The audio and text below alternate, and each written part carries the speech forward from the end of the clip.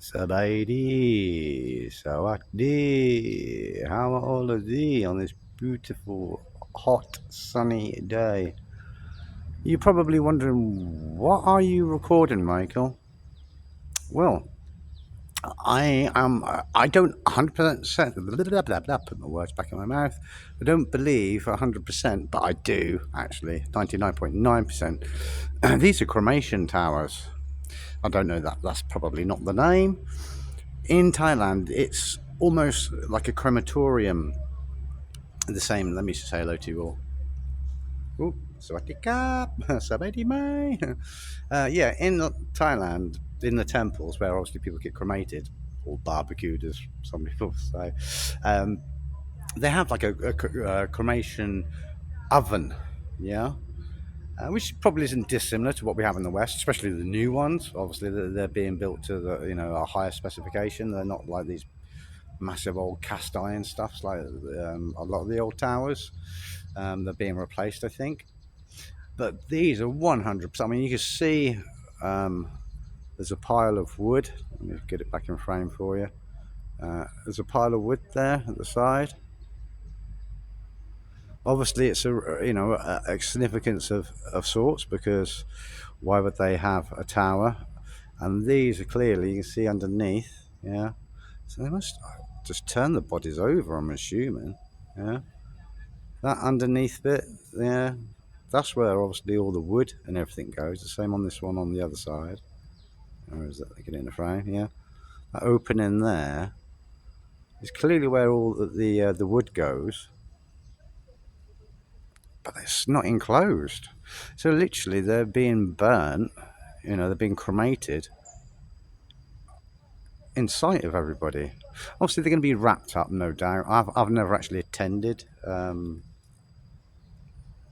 cremation side of a funeral. I've been to funeral parties where you've gone to the family home and paid respects to the person. You've given some money to go on. Well, actually, there's some here. You've got these little money tree things. Yeah, these little money tree jobbies there, and you give some money. They normally put it within like a little plastic envelope, like a little cellophane plastic envelope, which obviously they still do that side of it here. In fact, actually, it was in Laos. So I'm saying here, I never went to. I went to a funeral party. Well, actually, it was in Thailand. It was an anniversary of someone's passing, so it wasn't actually like a funeral. But I did actually go to a Lao person's funeral. You see, so that's obviously the wood. They've obviously got a tire there to help things get going, because once that melts, once that rubber goes on everything, it will be so flammable, it's unreal. So yeah, it's like an altar. I didn't know that about Lao. I did wonder, because obviously I've been to quite a few Lao temples now since arriving here 2 weeks ago. Hi everyone, I'm Samsonite Mike, or just Mike to everybody else. Yeah, so I've been to quite a few temples now in Laos, not as many as I have in Thailand, obviously. And I don't recall seeing these. I did mention it a few days ago. I don't recall seeing these cremation stacks. So either this is like a really old temple, and in which case they just like haven't got like the modern facilities. I mean, going by I mean, how old do you think that looks to me? To you? To me? To you? To you? To me? Yeah. I don't think that's this building here, this temple here, going in by how vibrant the colours are, I'd say it's probably no less than 10 years old. Or at least it's had a makeover within the last 10 years. Yeah. So they obviously don't cremate people in the same way as they do in Thailand, as they do in Laos. Look at this Buddha, everyone. Strange looking Buddha. Only because the hand position and the head thing, they don't seem to have the headdress on that one. So you ordinarily do. Well, maybe they do, it's just can't really see it. Oh, there's an access point up there. Maybe it's still ongoing. Maybe that's why the ladder's going up. Maybe they're still painting or something. I don't know. Ooh. That's the sort of thing you have to be careful of. It'll be a relic of some sort, which is why they left it and why it's got a gold leaf on it. When you're looking up at a temple, you walk into these things and stub your freaking toes. And luckily, I've got like a moccasin shoe on, so it does hit my toe, but at least it's got a bit of protection from, if you're wearing flip-flops, sliders as the Americans and Australians call them, I think, you crack your bloody toe on that and you end up ripping a nail off. It's very beautiful. I actually like the front bit more, to be fair, rather than these sides. But unfortunately, because it's so bloody bright, the sensor on my phone's camera seems to wash out when it gets overly bright.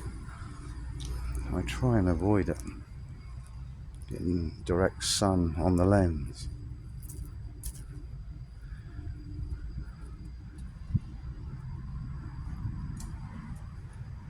Very beautiful. Very, very beautiful here. And I love the way the dragon wraps around the pillar and then pops his head out.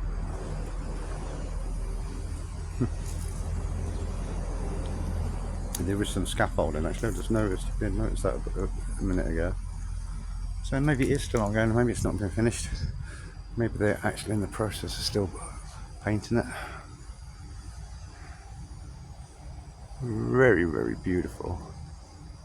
As all temples are, obviously. Just some are more ancient, have more history, and others are just like brand spanking new and don't have the same mystique.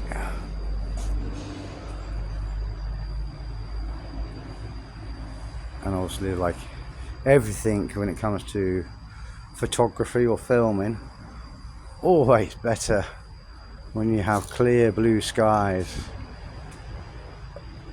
above.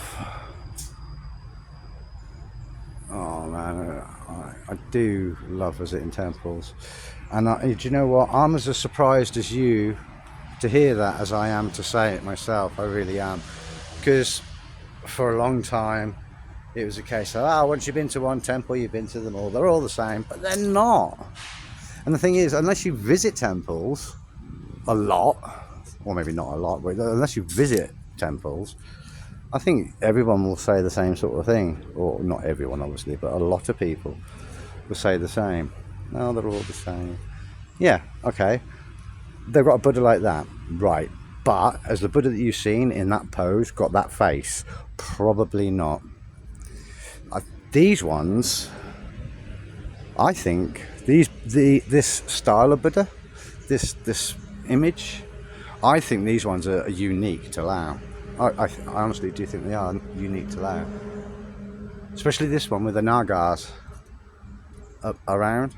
I think I have seen it in Thailand, but not as much as what I've seen it in Laos.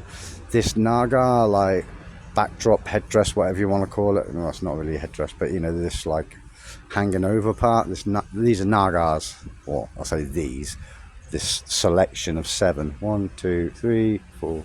1, 2, 3, 4, 5, 6, 7, 8, 9. Okay. Oh, right. I'm gonna have to do some research, because when I've counted them before, there's always been 7, unless I've lost the ability to be able to count. I mean, look at that. Screensaver, right, or what? Blue skies, beautiful Buddhas, Layan Buddhas, and these are all metal, these ones, which I think are the kind of the nicest ones, because they get the patina, they get the wear, they get the weathering, unlike the painted concrete ones, which these are. They are sculptures, they're not carvings. They're sculptures that will have metal inside, and it'll probably be hollow, as will this one, as will this one, as all of these ones are painted concrete.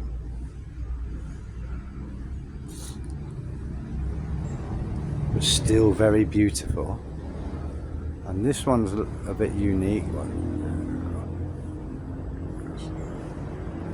I like that one because it's kind of in between.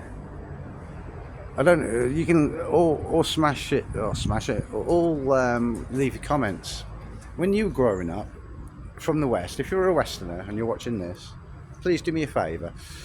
Especially if you're not Buddhist, kind of Buddhist Westerners, they'll obviously have a large array of images of Buddha in their mind.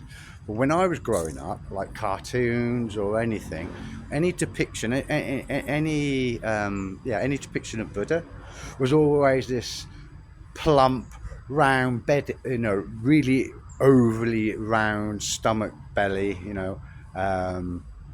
bald head, no like headdress or anything. Like, see these Buddhas, they all have headdresses on. Yeah, this headdress. Yeah, same here, and they've all got, should we say, slim figures. Nice, slim bodies. None of them are extended stomachs. None of them are round stomachs. They're all slim, shall we say? Yeah. But if you, like myself, you recall from your childhood any cartoons, any images that you ever saw of Buddhas, were they, as I can remember as a child, just being round, round-bellied Buddhas? Because these ones here are not. So I'm just interested to know what you all remember from your years of growing up as images of Buddhas. Oh, it's got some age to it because the paint's flaking in part. Again, another temple that's all locked up, tight as a drum, which I don't understand because there's two young monks right here. So yeah, a bit bizarre that monks are in attendance, yeah. The temple itself is all locked up, tight as a drum. Let's go see if there's a gong, so we can get my gong on. I like these ones here too. These are nice. Oh, I think they've got some on the base that people have come and donated. Oh, some of them are a bit worse for wear. Lost limbs, decapitated. Some of them I'd say are old. That one looks really, really old. And some monks. They've been there a long time. You can just tell by the amount of weathering they've had.